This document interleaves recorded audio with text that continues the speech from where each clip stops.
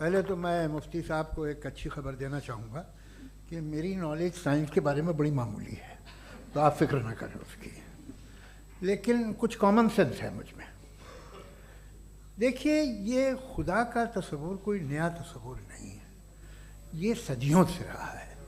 ये कुछ रिलीजन 3000 साल पुराने होंगे, 4000 साल पुराने होंगे, लेकिन इंसान कोई 10,000 12,000 साल से एग्जिस्ट करता है होमोसेपियन की शक्ल में, और हमेशा कुछ ना कुछ मज़हब रहे। ये मज़हब जाहिलों के नहीं थे, ये मज़हब एक ऐसी ग्रीक सोसाइटी के थे जहाँ बड़े बड़े फिलोसफर्स पैदा हुए। ये मज़हब इजिप्शियंस के थे जिन्होंने पिरामिड्स बनाए थे। ये रोमन्स के थे कि जिनका आर्किटेक्चर और सेनेट यानी पहली बुनियाद डेमोक्रेसी की लिमिटेड थी, मगर डेमोक्रेसी थी, ये उन लोगों ने किए थे।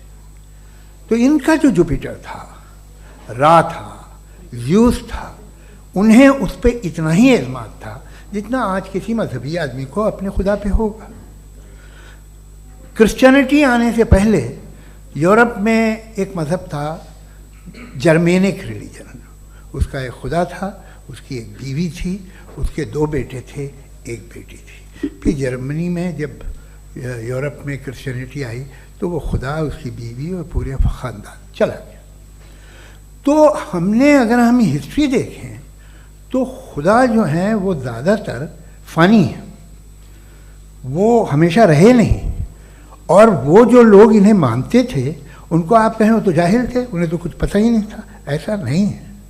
वो अपने वक्त में बड़े काबिल लोग थे और अपने वक्त में उन्होंने बड़े बड़े काम किए हैं, फिलोसफर्स थे, साइंटिस्ट थे, लेकिन उनका मज़हब कहाँ गया, उनके खुदा कहाँ गए? आज जो खुदा हैं दुनिया में लोग उन्हें मानते हैं। आपको क्या मालूम कि कितने बरसों के बाद क्या होने वाला है? हम यूरोप में देखते हैं तो चर्च खाली हैं। तो वक्त के साथ चीज़ें बदलती हैं। जहाँ तक इसका ताल्लुक़ है मज़हबों का, हर मज़हब आपसे एक चीज़ मांगता है, फेथ। ये फेथ क्या चीज़ होती है? What is the difference between faith and belief? ये तो बहुत ही अहमक़ाना बात होगी कि कोई आदमी कहे साहब अगर खुदा है तो मुझे दिखाइए। ये तो जाहिलाना बात हुई। मैंने तो नॉर्थ पोल नहीं देखा है, मगर मैं मानता हूँ कि नॉर्थ पोल है। मैं क्यों मानता हूँ? इसलिए कि अगर ये दुनिया राउंड है तो उसका कोई टॉप होगा। कुछ लोग हैं जो वहाँ गए भी हैं, कॉमन सेंस कहता है कि ऐसा होगा, सबूत है, गवाह है, रीज़न है। तो ये मेरा फेथ नहीं है। तो फेथ में और बिलीफ में डिफरेंस क्या है? जो मज़हब मांगता है आपसे, हर मज़हब फेथ मांगता है। फेथ का मतलब ये है कि ना कोई गवाह हो, ना कोई सबूत हो, ना कोई रैशनल हो, ना कोई लॉजिक हो, ना कोई प्रूफ हो, मगर तुम एक बात को मानो। ये है फेथ। वरना बिलीफ होता। अगर इसमें कुछ भी सबूत होते, गवाह होते, तो फिर इसे आप बिलीफ कहते। जैसे मेरा बिलीफ है कि नॉर्थ पोल है, मेरा फेथ थोड़ी है। फेथ इन तमाम शर्तों को रद्द करता है। तो फिर स्टुपिडिटी क्या है? अगर मैं एक बात ऐसी मानूं जिसकी ना कोई लॉजिक है, ना कोई रैशनल है, ना कोई प्रूफ है, ना कोई गवाह है, ना कोई सबूत है, और मैं उसे मानूं, तो ये स्टुपिडिटी हुई। इसे ही भाई कल को मैं यकीन कर लूँ कि एलॉन मस्क जो है मेरा भाई है, तो मुझे इंतहाई खुशी होगी, सुकून भी बहुत मिलेगा मुझे। लेकिन और कहे भाई क्यों मानते हो, क्या सबूत है? भाई वो तो अमेरिकन है और तुम तो इंडियन हो, वो तो नस्ल अलग है, तुम्हें कभी मिले भी नहीं। साहब देखिए, मेरा फेथ है, इस पर बात न किया। फेथ का मतलब ही यह है कि आप प्रूव नहीं कर सकते। अगर आप प्रूव कर सकते हो तो फेथ की ज़रूरत ही नहीं, फिर तो आप बात करेंगे, आप कितनी बहस कर लीजिए। अल्टीमेटली दुनिया का हर मज़हब फेथ पे टिका है, और फेथ का मतलब है एक ऐसा यकीन जिसका कोई सबूत, कोई गवाह, कोई रैशनल नहीं। अब आप ये कहें, क्या आप ये क्यों कह रहे हैं कि साहब ये कायनात किसने बनाई? कमाल ये है कि आपने बताया कि एक आइलैंड पर गए और एक बॉल देखी। आपने ये नहीं कहा कि आइलैंड किसने बनाया, आपको सिर्फ बॉल पे हैरत हुई। हमने आइलैंड पे हमने हैरत नहीं की, होते हैं आइलैंड। इसी तरह ये आइलैंड है, सितारे, ये गैलेक्सीज, ये सब आइलैंड हैं, खला में। हम उन्हें टेकन फॉर ग्रांटेड लेते हैं, हम पूछते नहीं कैसे बनाए। आपने जजीरे के बारे में भी नहीं पूछा है। मेरी पैदाइश कैसे हुई? क्या मैं प्लान्ड पैदा हुआ था? I was plan to be born, या एक लकी स्पर्म था जो किसी एक से चिपक गया? मेरी पैदाइश रैंडम। और इंसाफ जिसे आप कहते हैं, इंसाफ का तो नेचर से कोई वास्ता ही नहीं। जो आप कहते हैं कि एक दिन इंसाफ मिलेगा, इंसाफ is a human concept, nature में कोई इंसाफ नहीं। अगर शेर हिरन को खा जाता है तो उसे कोई सजा नहीं मिलती। अगर एक आंधी आती है और हरे भरे पेड़ों को उखाड़ के फेंक देती तो आंधियों की जेल नहीं होती है। नेचर में इंसाफ नहीं, इसलिए मुझे नेचर को इंसाफ की ज़रूरत भी नहीं। नेचर तमाम एक है।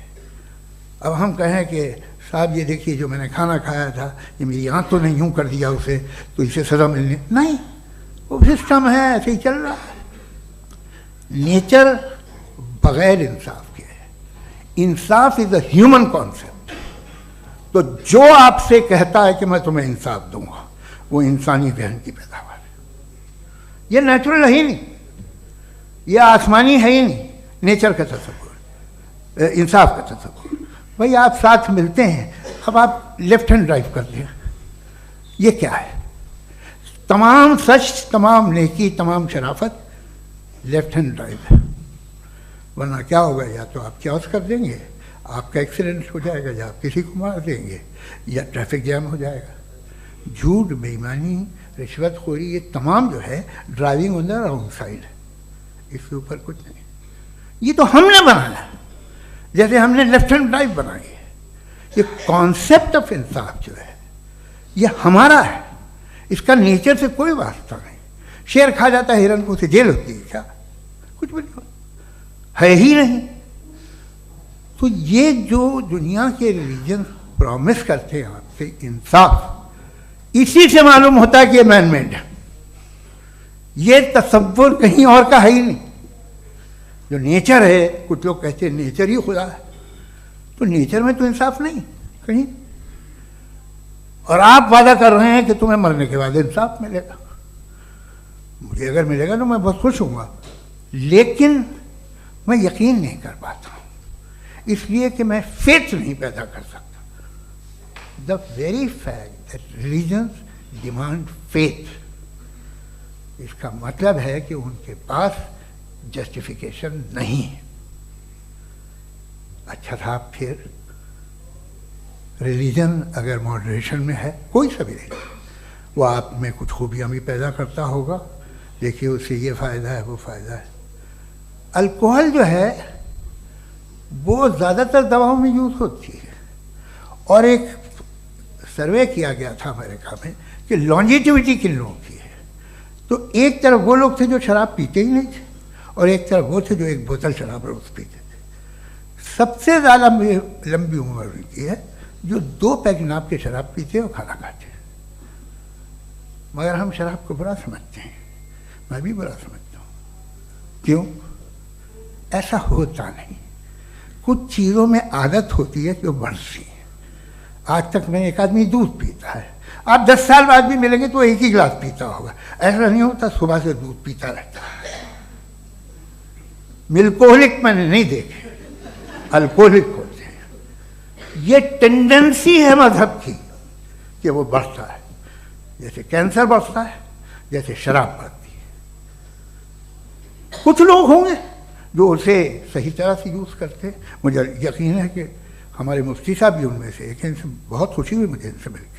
लेकिन कितने लोग हैं कि आज आप देखते हैं दुनिया में जो तबाहियाँ हैं, इनमें कितना हाथ है उन लोगों का जो बिलीवर कहते था मजहब ये नहीं कहता, ना कहता होगा, मगर जब ये मजहब पीते हैं तो ऐसे बिहेव करते हैं। थोड़ा सा अगर हो तो शायद बहुत अच्छी बात, लेकिन शराब थोड़ी सी नहीं रहती, उसमें टेंडेंसी है पहले। थोड़ा सा अगर 2-3 कैंसर के सेल हो ना बॉडी में तो आदमी स्लिम रहेगा, लेकिन वो 2-3 सेल नहीं रहते। वो मल्टीप्लाई होते